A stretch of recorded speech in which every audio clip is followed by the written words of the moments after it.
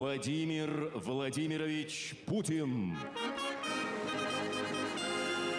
Sous les applaudissements nourris des élites politiques et militaires du pays, Vladimir Poutine arrive sur la scène du Palais des Congrès.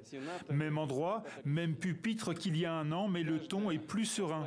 Oubliez les retraites humiliantes de son armée en 2022. En 2023, la contre-offensive ukrainienne a échoué.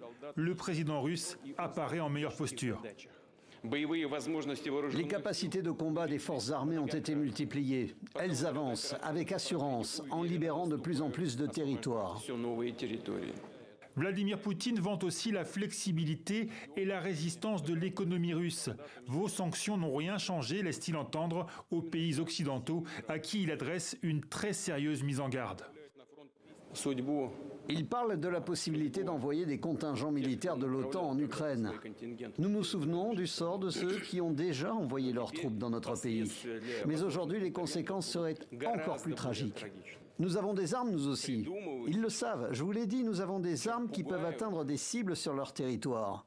Il faut qu'ils comprennent. Ce qu'ils font maintenant, en plus d'effrayer le monde entier, c'est prendre le risque d'un conflit avec des armes nucléaires, ce qui signifie la destruction de la civilisation. Ils ne le comprennent pas ou quoi?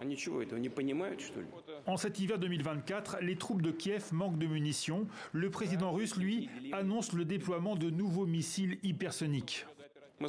Nous les montrerons bientôt dans les zones de combat où ils seront mis en service.